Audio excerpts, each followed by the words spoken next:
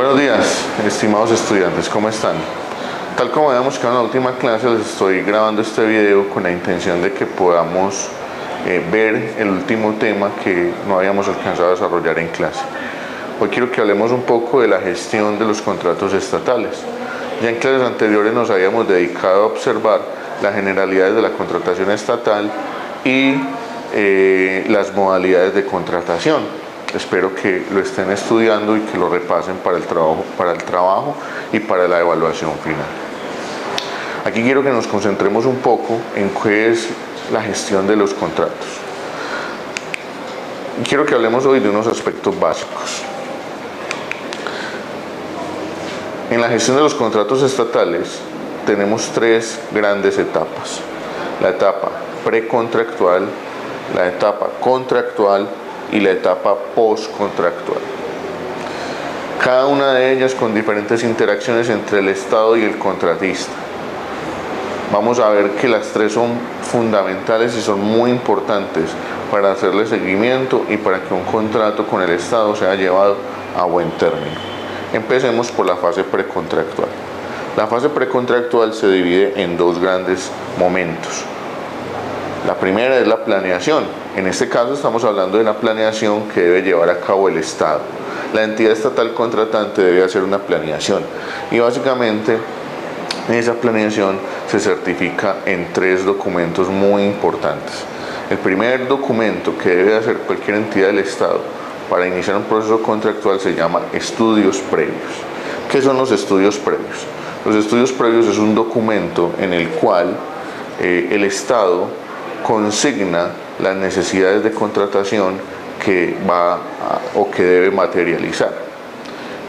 Allí se hacen los estudios técnicos, jurídicos, las justificaciones debidas, explicar por qué es importante la necesidad, por qué es importante llevar a cabo el contrato, especificar cuáles son las condiciones que debe poseer, las cualidades que debe poseer el contratista y explicar el tiempo y los recursos destinados para desarrollar ese contrato. Allí también entonces el Estado da cuenta de ese diagnóstico previo que tiene para poder llevar a cabo un contrato estatal. El segundo es el certificado de disponibilidad presupuestal, que es donde el Estado certifica, o más bien el ordenador del gasto, la entidad contratante, certifica que los recursos están disponibles para la ejecución de tal contrato. Esta gestión debe hacerse debido a que el Estado hace una planeación anual de sus inversiones y lo primero que debe saberse es que ese contrato está enmarcado en una de esas líneas de presupuestación anual que tiene la entidad estatal. No obstante, esto no es suficiente. Debe, por lo tanto, buscar un certificado de disponibilidad presupuestal que certifique que los recursos están para realizar ese proyecto. Y finalmente los pliegos del proyecto, también conocidos como términos de referencia. Este es un documento ya más perfeccionado que sale a la luz pública, que es el documento guía para los contratistas poder desarrollar la propuesta técnica, metodológica y financiera del contrato. El segundo gran momento de la etapa precontractual es la selección del contratista. No me voy a detener mucho ahí porque ha sido materia objeto de nuestra última clase, y es que la selección del contratista, como ustedes ya bien lo saben, se hace de distintas maneras dependiendo de la modalidad de contratación que se escoja, si es licitación pública, si es selección abreviada, si es contratación directa. Ahí lo importante es que la entidad debe demostrar cómo seleccionó al operador del contrato. Y por último, terminando esa etapa precontractual, es la adjudicación del contrato. Es decir, cuando ya certificamos quién va a ser la entidad operadora del contrato o del convenio que se va a suscribir. Pasamos a la etapa contractual. La etapa contractual también se divide en dos grandes subetapas. La primera es el perfeccionamiento y legalización del contrato. En el perfeccionamiento encontramos que el contratista entrega la documentación legal, técnica que soporte el contrato. Si bien el contratista debe desarrollar una serie de documentos para presentarse a la selección. Aquí lo que importa es cuáles son los avales que certificarán la seriedad del contrato. Aquí también se pueden agendar reuniones previas entre el Estado y el contratista para dislucidar, amalgamar, perfeccionar, detallar los tiempos, los momentos de la ejecución. Y esta etapa finaliza con la firma del contrato, donde la entidad estatal, con su representante legal designado, firma la minuta de contrato y el contratista, su representante legal, firma la minuta del contrato. Esto es muy importante aclarar que en muchas ocasiones no es el gerente del contrato el mismo que firma el contrato, es el representante legal de ambas instituciones. Ahí terminamos el proceso de perfeccionamiento y legalización y entramos a la etapa de ejecución. Obviamente la etapa de ejecución dependerá de la tipología de proyecto, el tiempo que dure, la cantidad de recursos que estén involucrados para determinar qué tan complejo o qué tan sencilla es la ejecución. Pero quiero detenerme en este momento en unos documentos muy importantes en todo contrato estatal. El primero es el acta de inicio.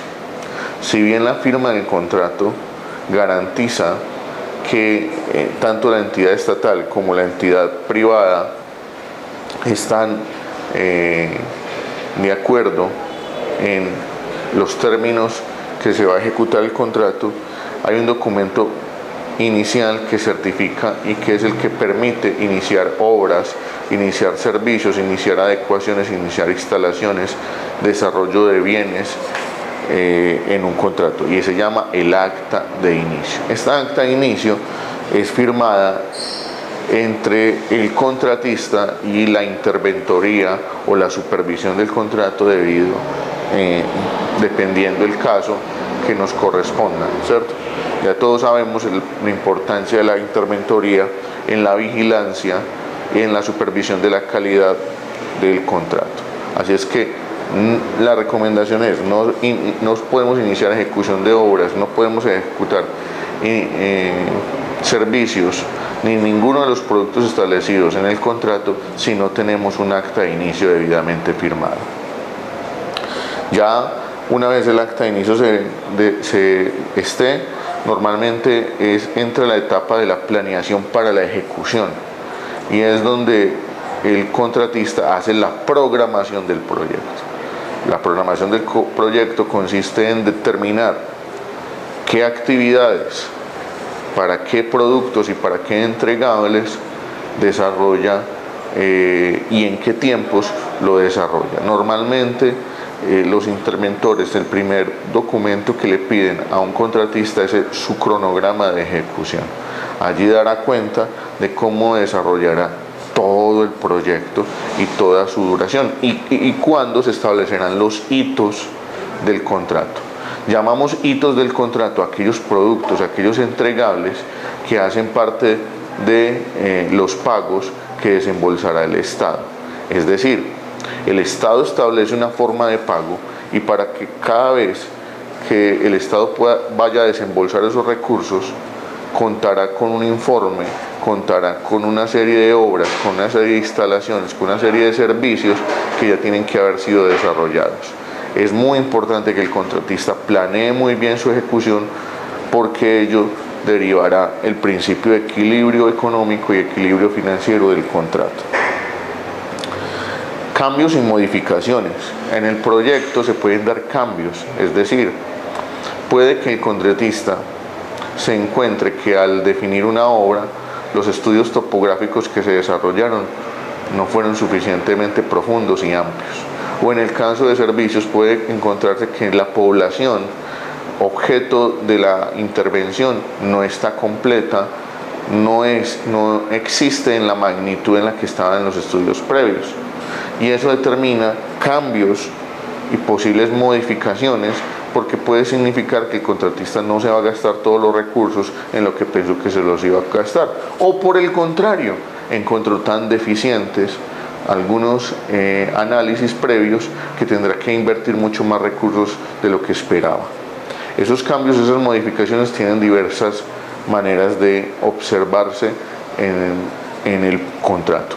Cuando vamos a hacer cambios de rubros presupuestales dentro del mismo contrato, es decir, vamos a pasar recursos de una actividad a otra, lo que debe hacerse es un otro sí de cambios.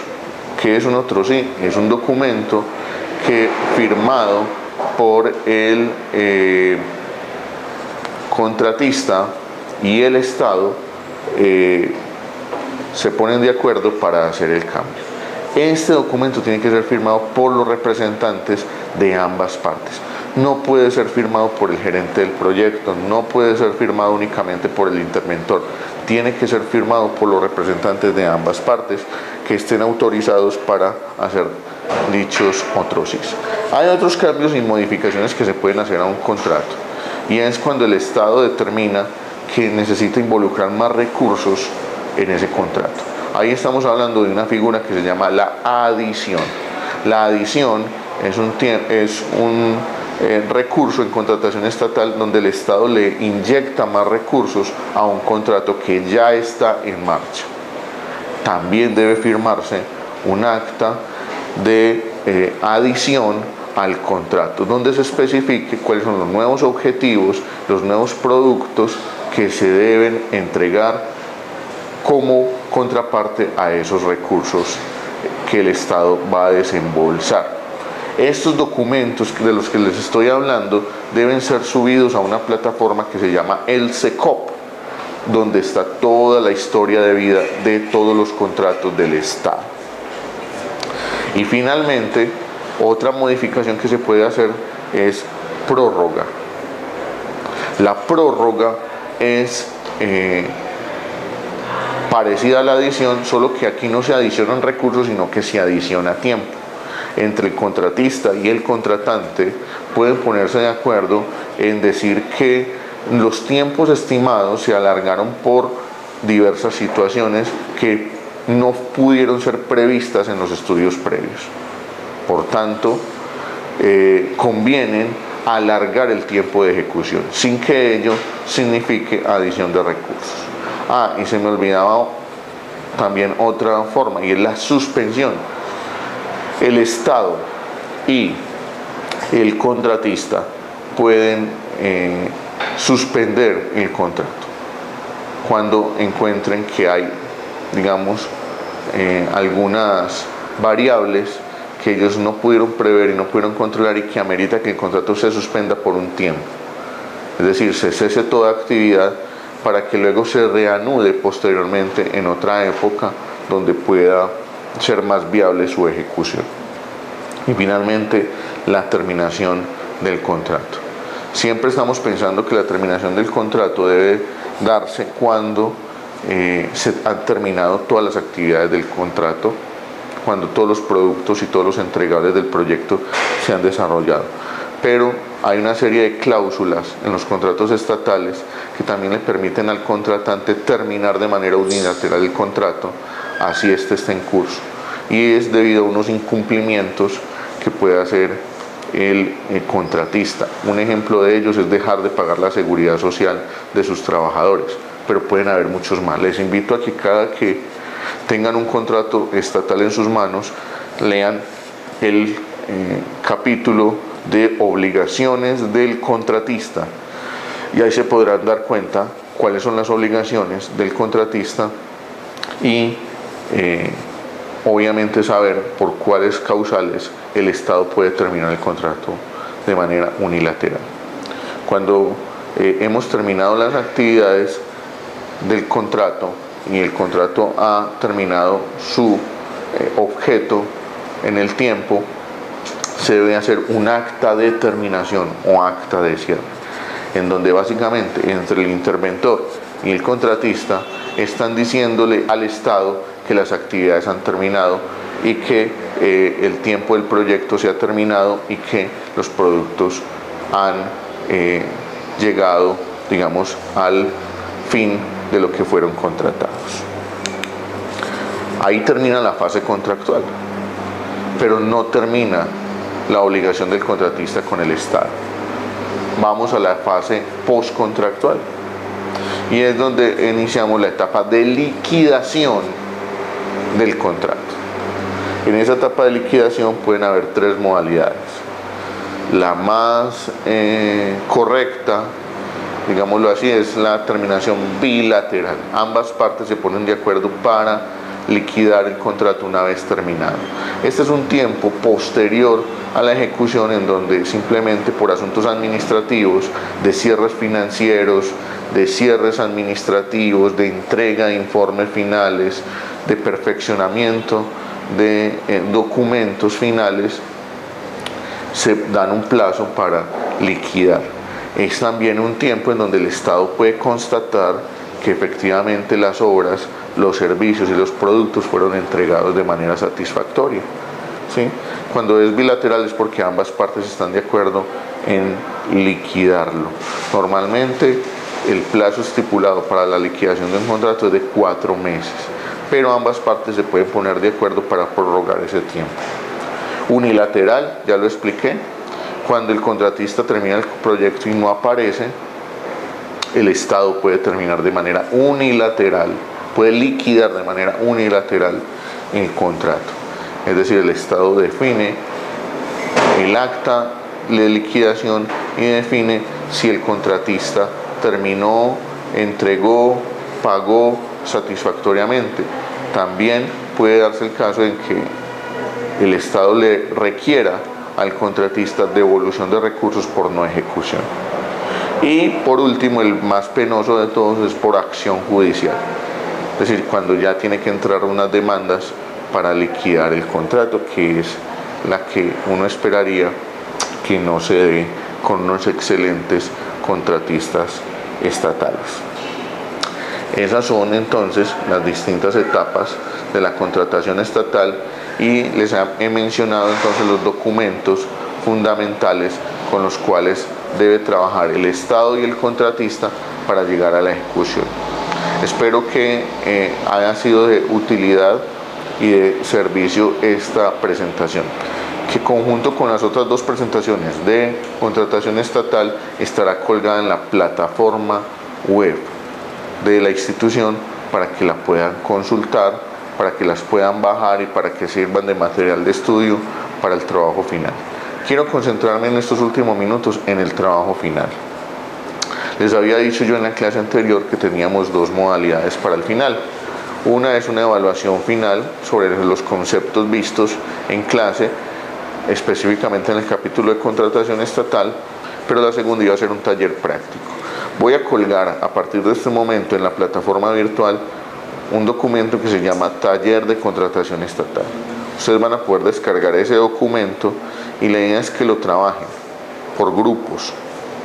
Vamos a trabajarlo en 2 grupos, en el caso de ustedes, y vamos a presentar una propuesta de contratación estatal. Voy a subir una especie de requisitos, de términos de referencia para que ustedes puedan leerlos y puedan hacer una propuesta de aquí al 20 de noviembre, que será nuestra clase del trabajo final. Deben entregar un documento con la propuesta, pero ahí van a tener la fecha, es decir, deben enviarlo previamente de manera virtual en la fecha de caducidad que va a aparecer en el documento de términos de referencia que les voy a enviar. La idea es que puedan hacer algo sencillo, una simulación de contratar una propuesta para ser avalados y ser tenidos en cuenta en un proceso de selección de contratistas estatales. Ese documento lo van a poder referenciar, yo se los voy a enviar al correo, así es que estén muy pendientes y por favor, si tienen alguna duda, vamos a programar entonces un chat para que podamos interactuar frente a este proceso final de contratación estatal. Espero entonces que les haya servido esta información y nos vemos en el final. Que estén muy bien.